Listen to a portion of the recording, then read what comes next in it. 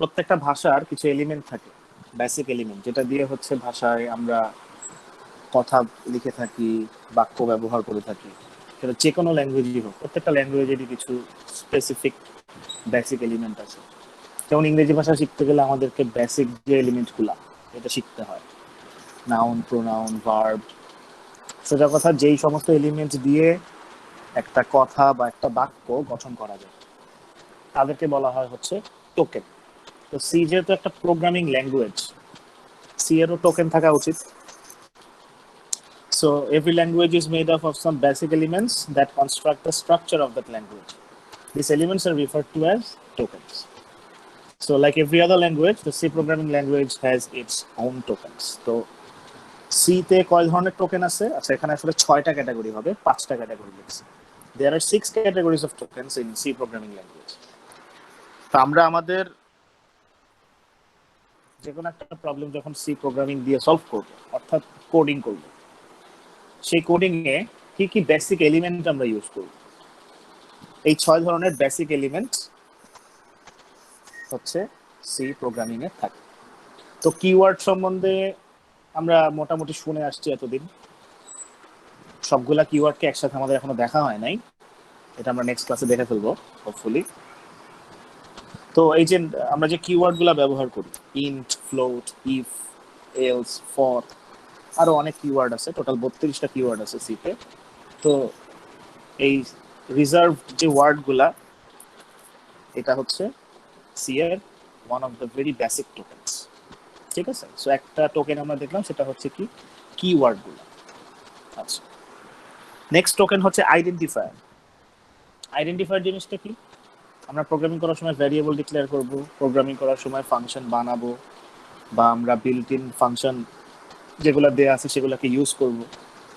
এই যে নামটা, আমরা ভ্যারিয়েবলের যে নাম দিচ্ছি বা ফাংশনের যে নাম দিচ্ছি বা যে নামগুলো দেয়া আছে অলরেডি, এদেরকে বলা হয় হচ্ছে আইডেন্টিফায়ার। আইডেন্টিফায়ার মানে কি? যেটা দেখে আমি কাউকে আইডেন্টিফাই করি। কোন একটা পার্সনকে যদি আমি আইডেন্টিফাই করতে চাই, তার নাম অবশ্যই একটা important, one of the important parameters. মানুষটার নাম জানলে আমি তাকে হয়তো আইডেন্টিফাই করতে পারবো। আচ্ছা, কিওয়ার্ড গুলাকেও আইডেন্টিফায়ার বলা হয় স্পেশাল কেসে। কেন? কারণ এই সি কম্পাইলার যখন তার মানে আমরা যে কোডিংটা দেই, যে ইনস্ট্রাকশন গুলা দেই, যে প্রোগ্রামটা আমরা কম্পাইলারকে কম্পাইল করতে দিই, এখানে যখনই কোনো না কোনো একটা কিওয়ার্ড এনকাউন্টার হয়, অর্থাৎ কম্পাইল করতে করতে যখন সে মানে পুরা কোডটাকে তো সে কম্পাইল করে কিছু অপ্রয়োজনীয় জিনিস হচ্ছে ফেলে দেয়, প্রয়োজনীয় জিনিসগুলোকে রাখে। তো যখন এই বিভিন্ন ধরনের কিওয়ার্ড কম্পাইলারের কাছে আসে, তখন সে আইডেন্টিফাই করে ফেলে যে এই কিওয়ার্ডটার স্পেশাল একটা টাস্ক আছে, এটা করতে হবে। সো কিওয়ার্ডও হচ্ছে একটা সেন্সে আইডেন্টিফায়ার। মেইন ফাংশন যে আমরা লিখি, মেইন কথাটা MAIN, তারপর যে আমরা first bracket starting, first bracket ending দিই, এই মেইনটাও হচ্ছে একটা আইডেন্টিফায়ার। কেন? কারণ কম্পাইলার এক্সিকিউশন শুরু করে হচ্ছে মেইন ফাংশন থেকে। সো মেইনটাকে তো তাকে খুঁজে বের করতে হয় কোডে কোথায় আছে। আমরা এই কয়দিন যে কটা মানে এখন পর্যন্ত যে কটা প্রোগ্রাম দিছি, মেইন ফাংশন অনেক উপরের দিকেই থাকে, মানে আমরা খালি হেডার ফাইলটা ইনক্লুড করে নেই, তারপরে মেইনের কাজে ঢুকে যাই। আমরা যখন ইউজার ডিফাইন্ড ফাংশন বানাবো, তখন দেখা যাবে আমাদের মেইন ফাংশন একদম শুরুর দিকেই থাকতেছে না, একটু নিচের দিকে চলে যাচ্ছে। মেইন ফাংশনের কাজ শুরু করার আগে বিভিন্ন ইউজার ডিফাইন্ড ফাংশনের প্রোটোটাইপ, তারপর গ্লোবাল ভ্যারিয়েবল, তারপর কোনো কিছু যদি আরো ইনক্লুড করে নেওয়া লাগে, সেই সমস্ত জিনিসপাতি আরো আসতে থাকবে সামনে। সো এই মেইনটাকে খুঁজে বের করে হচ্ছে এক্সিকিউশন শুরু করতে হয়। সো মেইনটাও হচ্ছে ওয়ান কাইন্ড অফ একটা আইডেন্টিফায়ার। মেইনের বিষয়টা খুবই ইন্টারেস্টিং। মেইন কিন্তু কোনো কিওয়ার্ড না। মেইনকে আপনি অন্য কোনো ফাংশনের নাম হিসেবে ব্যবহার করতে পারবেন না। এই ছোট হাতের MAIN লিখে first bracket starting, first bracket ending, এটা শুধুমাত্র একটা ফাংশনেরই থাকে, এবং ওই যেই ফাংশন থেকে প্রোগ্রাম এক্সিকিউশন শুরু হয় সেটাই।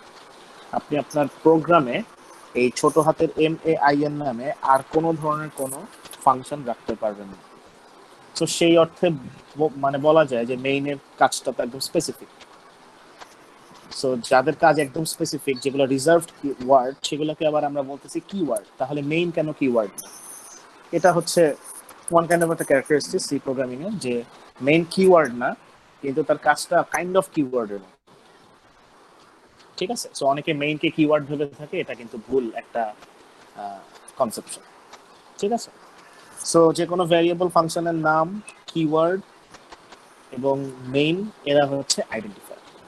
আচ্ছা, এরপর আসে হচ্ছে কনস্ট্যান্ট। কনস্ট্যান্ট ভ্যালু হচ্ছে আমরা যে নর্মাল ভ্যারিয়েবল ডিক্লেয়ার করি, এই ভ্যারিয়েবলের মধ্যে আসলে আমরা ডাটা রাখার জন্য ভ্যারিয়েবল ডিক্লেয়ার করি। সেই ভ্যারিয়েবলের মধ্যে আমরা যে ডাটা রাখি সেটা চেঞ্জ হতে পারে, মানে ম্যাথমেটিক্সের ভ্যারিয়েবলের সাথে সি এর ভ্যারিয়েবলের এই জায়গাটাতে মিল। ভ্যারিয়েবল মানে হচ্ছে একটা ভ্যারিয়েবল, একটা চলক, সে যে কোনো একটা ভ্যালু হোল্ড করতে পারে, তার যদি কোনো রেঞ্জ থাকে সে রেঞ্জের মধ্যে সে ভ্যালু হোল্ড করতে পারে। সো বাট কনস্ট্যান্ট যে জিনিসগুলো থাকবে সেগুলোকে আমরা থ্রু আউট দ্য কোড ভ্যালুগুলো চেঞ্জ করতে পারবো না। কনস্ট্যান্ট প্রোগ্রামের শুরুতে যা থাকবে তার ভ্যালু এবং শেষে যেও সেম ভাবে থাকবে। কনস্ট্যান্ট ভ্যারিয়েবলের ভ্যালু আমরা চেঞ্জ করতে গেলে আমাদেরকে কম্পাইলার এরর দেখায় দিবে। সেই টাইপের কনস্ট্যান্ট গুলো হচ্ছে সি প্রোগ্রামিং এর থার্ড টোকেন। কনস্ট্যান্ট নিয়ে কিভাবে কাজ করা যায় এটা নিয়ে আলাদা একটা টিউটোরিয়াল থাকবে। কনস্ট্যান্টকে কিভাবে ডিক্লেয়ার করতে হয়, কিভাবে ডিফাইন করা যায়, এগুলো দেওয়া। আচ্ছা, 4 নাম্বার আইডেন্টিফায়ার হচ্ছে স্ট্রিং কনস্ট্যান্ট। সি প্রোগ্রামিং এ ডাবল কোটেশনের মধ্যে আমরা যাবতীয় যা কিছু লিখবো সবগুলাকেই হচ্ছে স্ট্রিং হিসেবে কনসিডার করা হয়। স্ট্রিং নামে আলাদা কোনো ডাটা টাইপ সি প্রোগ্রামিং এ নাই, যেটা জাভাতে আছে। সো স্ট্রিং নিয়ে কাজ করতে হলে আমাদেরকে, আপনারা কিছুক্ষণ আগে ডাটা টাইপের একটা টিউটোরিয়াল দেখে আসছেন, যে কোনো ধরনের ক্যারেক্টার নেওয়ার জন্য আমরা 4 ডাটা টাইপটা ইউজ করে থাকি। কিওয়ার্ড হিসেবে লিখতে হয় হচ্ছে 4। তো স্ট্রিং হচ্ছে এক বা একাধিক ক্যারেক্টারের কম্বিনেশন। সো অনেকগুলো ক্যারেক্টারকে যদি একসাথে রাখতে হয় তাহলে আমার এই 4 টাইপের ডাটা টাইপ ইউজ করতে হবে। তবে সেই ক্ষেত্রে হচ্ছে অ্যারে ইউজ করা হয়। অ্যারে টার্মটা আমরা এখনো আসি নাই। অ্যারে হচ্ছে একই টাইপের অনেকগুলো জিনিসের কম্বিনেশন। তো এই ডাবল কোটেশনের মধ্যে যাবতীয় যা কিছু দিব সবগুলোকেই হচ্ছে স্ট্রিং কনস্ট্যান্ট হিসেবে কনসিডার করব। সো স্ট্রিং কনস্ট্যান্ট গুলো হচ্ছে আরেকটা টোকেন সি প্রোগ্রামিং।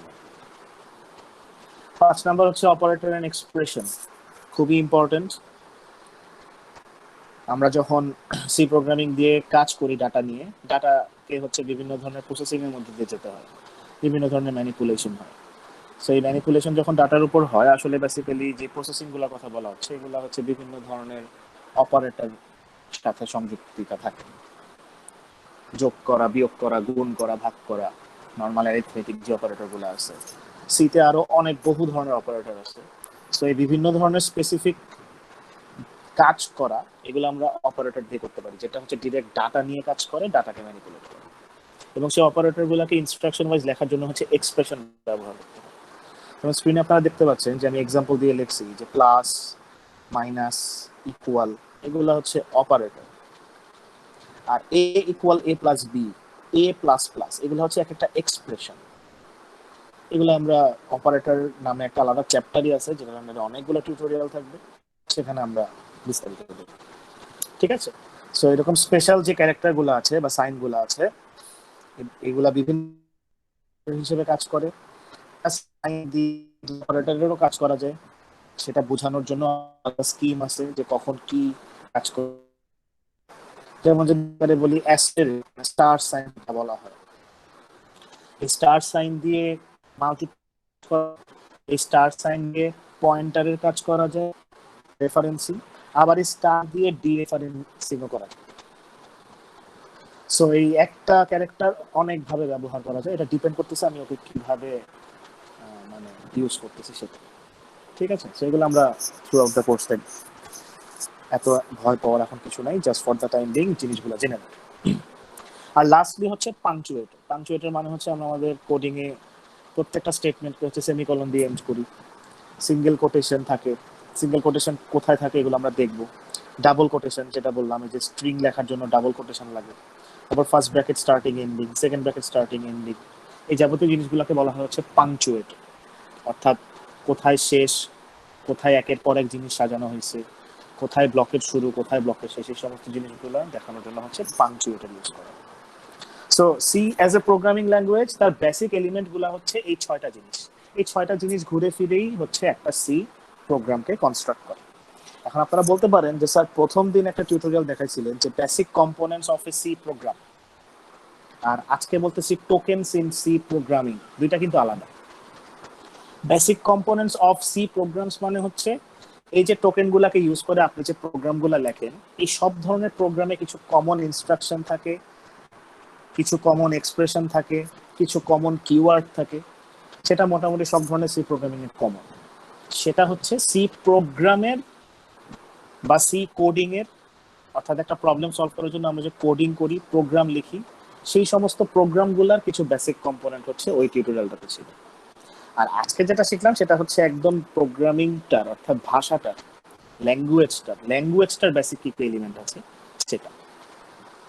মানে ধরতে পারেন হচ্ছে, সাপোজ যদি ইংরেজি ভাষার কথা চিন্তা করি, যেটা বললাম নাউন প্রোনাউন ভার্ব অ্যাডভার্ব, যেটা দিয়ে সেন্টেন্সের স্ট্রাকচার ক্রিয়েট হয়। তো সাপোজ হচ্ছে আপনি ইন্টারভিউ দিতে গেছেন, ইন্টারভিউতে দিতে গেলে কিছু কমন কথা বলা হয়। তো আমি যদি অ্যানালজিটা চিন্তা করি, সি এর এই ইংলিশের যে ভার্ব অ্যাডভার্ব নাউন প্রোনাউন, এটা হচ্ছে আমাদের টোকেনের, সি এর টোকেনের সাথে মিলতেছে, অর্থাৎ ভাষাগত যে বেসিক এলিমেন্ট গুলা। আর ইন্টারভিউতে গেলে আমরা যে ধরনের কমন কথাবার্তা বা অ্যাপ্রোচ গুলা ইউজ করা হয়, বাক্যগুলা ইউজ করা হয়, সেই বাক্যগুলা আর হচ্ছে সি, যে কোনো একটা সি প্রোগ্রামের বেসিক কম্পোনেন্ট কি কি, এই দুইটা হচ্ছে একটা আরেকটা প্রতি অ্যানালগাস।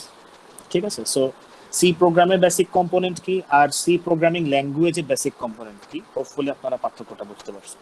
সো পরীক্ষায় যখন এই টাইপের কোশ্চেন আসতে পারে, ভালোভাবে কোশ্চেনটা পড়ে অ্যান্সার করবে, যেখানে কি যে কোনো সি প্রোগ্রামের, অর্থাৎ সি কোডিং এর বেসিক কম্পোনেন্টের কথা বলা হচ্ছে, নাকি C programming language on a whole পুরো ল্যাঙ্গুয়েজের বেসিক কম্পোনেন্টের কথা বলা হচ্ছে। ঠিক আছে?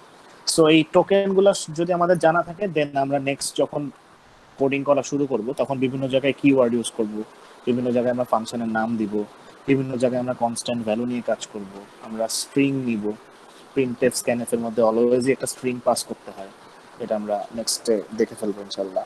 তারপর বিভিন্ন ধরনের অপারেশন চালানোর জন্য অপারেটর লাগে, অপারেন্ড হচ্ছে অপারেন্ডের উপর কাজ করে, অপারেটর আর অপারেন্ড মিলাই হচ্ছে এক্সপ্রেশন ক্রিয়েট হয়। আর সুন্দর মতো প্রত্যেকটা ল্যাঙ্গুয়েজে দাড়ি কমাতে বোঝাতে হবে, কোনো কিছু শেষ না বোঝাতে পারলে তো প্রবলেম, বা একের পর এক সাজানোর জন্য কোন সিকোয়েন্সে যাচ্ছে, সিকোয়েন্সটা না বোঝাতে পারলে প্রবলেম। সো এই ধরনের সিকোয়েন্স বা এন্ডিং বা ব্লকের শুরু ব্লকের শেষ, এই টাইপের জিনিস বোঝানোর জন্য পাংচুয়েটর ইউজ করা হয়। ঠিক আছে? সো এই 6টা জিনিস আমাদেরকে মনে রাখতে হবে। আর এই পিডিএফ এ যে ভুলটা লিখছি 5 ক্যাটাগরিজ, এটা আমি কারেক্ট করে 6 করে দিব। ঠিক আছে?